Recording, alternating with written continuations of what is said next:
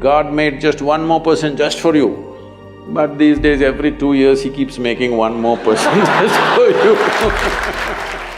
If two happy people meet, then there can be something wonderful happening between them.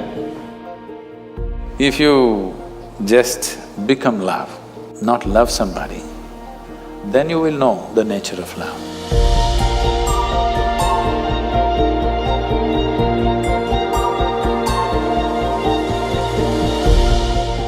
How do you know that the person you are with is the right person for you? Oh, popular, eh? It once happened.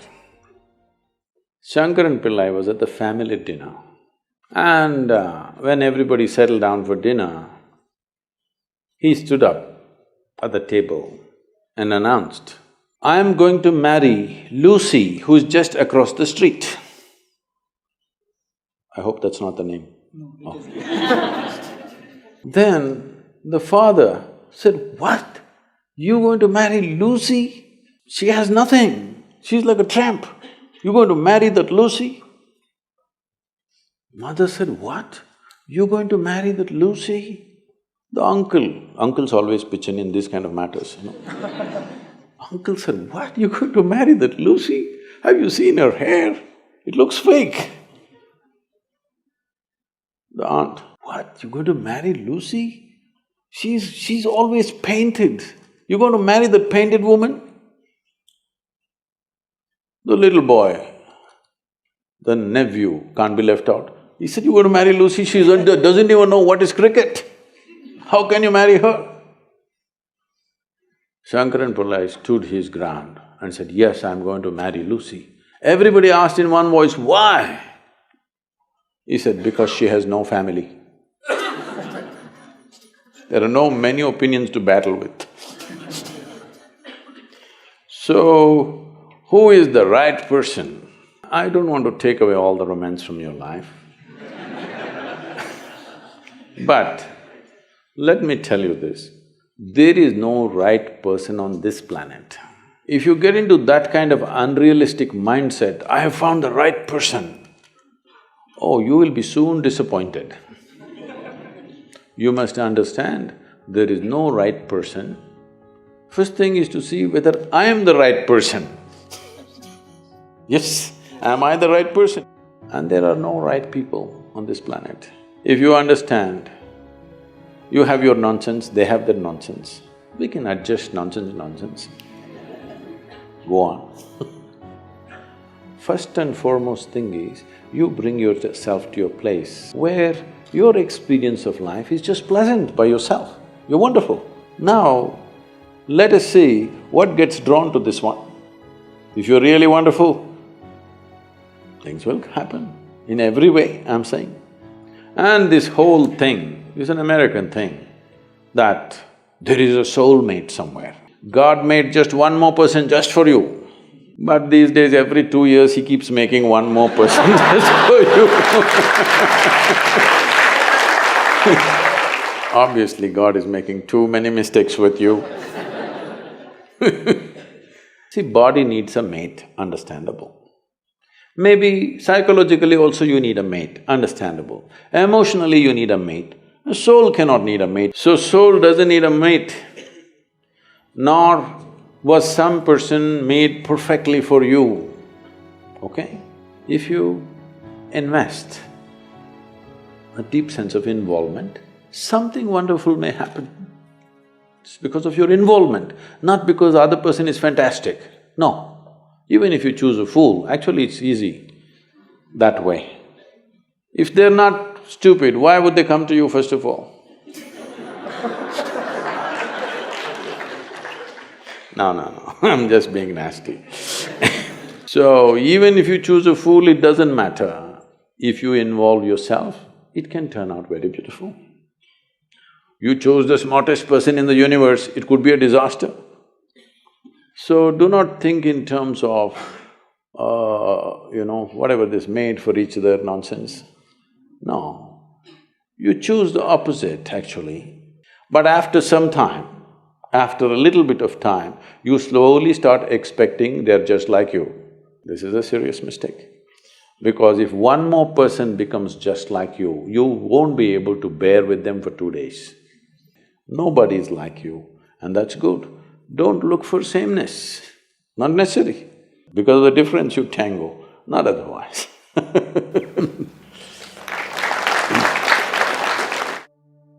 Our mothers have set amazing benchmark. The moment you say mothers, Yeah. they're giving a sound ambience of babies crying. Oh, okay. Perfect. That's the halo effect, I think. Yeah. So they've set quite a big benchmark of being an ideal wife. However, I, or girls of my generation, feel that we cannot be as good as wife our mothers have been. So should I feel that I am falling short in my personal life, or should I feel that I'm not giving enough justice to my marriage once I'm married? How should I feel about this? You know, our center in United States is in Tennessee. Tennessee is a little one kind of state, okay? Mary Makowski, that's not Romanian, right? No. Mary Makowski got married. And after their honeymoon, they came home and she threatened him that she's going to make a dinner all by herself. I'm sorry, she said she'll make dinner for the new husband. And husband came home from work and she served the dinner and he put it in his mouth and slowly he was chewing on it and went into profound thought. Then she was very excited about this dinner and she said, there are only two things my mother taught me how to cook, the meatloaf and the apple pie. Then he looked at her and said, darling, which one is this? So, your mother, your grandmother, how they made good wives? Largely it was believed the way to a man's heart is through his stomach. Now today your husband will call Uber Eats and whatever, Quick Picks and this and that and Swiggies and whatever, all right? So, you can't make a good wife based on how your grandmother became a good wife. You can't become a good wife based on how your mother became a good wife. Situations have changed, expectations have changed. It's not in the stomach anymore. For some, it's gone up into the head, for some, it's gone further south. Yes? So, you don't do that. Essentially, what a husband and wife means is, because you're not geared, most people are not geared. Very few people in this world are geared to make this journey of life all by themselves. They're organized enough within themselves totally. They never feel anything missing in their life because they've made themselves like that. But most people need somebody else to lean on. Either emotionally, psychologically, there are needs in a human being, physical needs, psychological needs, emotional needs, maybe social needs, economic needs, variety of needs. To fulfill these needs, you want to find one person that you can depend on. Because it's very difficult even to find one person with whom you can share everything that you have, your body, mind, emotion and works. So this is the idea. Formalizing it is so that every time you get some little friction, you don't fall apart, so little tying up so that things don't fall apart very easily, all right? Nothing else. The biggest mistake humanity made was, they started saying marriages are made in heaven, that's why it's such a mess. No, it's done here. If you see, marriages are made between us and we took responsibility for who we are, we could have made it work, but the damn thing is made in heaven. Not suitable here, it's because it's alien stuff. Everything is a mess because you think it's made elsewhere by somebody else. If you understand it's made by you for your well-being, to fulfill your needs and your purposes so that you can go through this journey of life with least amount of trouble and friction, then you would handle it more responsibly, isn't it? And according to contemporary needs, not how your grandmother did her marriage. You can't do it that way because expectations and situations have completely altered themselves. So, if you hold somebody who is your friend and who is your need, you must understand. You are in this relationship because you need. Maybe the other person also needs, but that's from their side. As far as you are concerned, you made this relationship because you need it badly, isn't it? If you understand and you're always grateful for this, that somebody is fulfilling all your need, you would handle it well. You wouldn't make a misery out of it. But now you think somebody else needs you, then you will make a mess out of it. You understand, you need it. Well, the other person also needs to understand he needs it. Now there is a cohesion. If you think, oh, you need me, so I'm going to exploit you. No. This is not about you squeezing happiness out of somebody or they squeezing happiness out of you. If two happy people meet, then there can be something wonderful happening between them.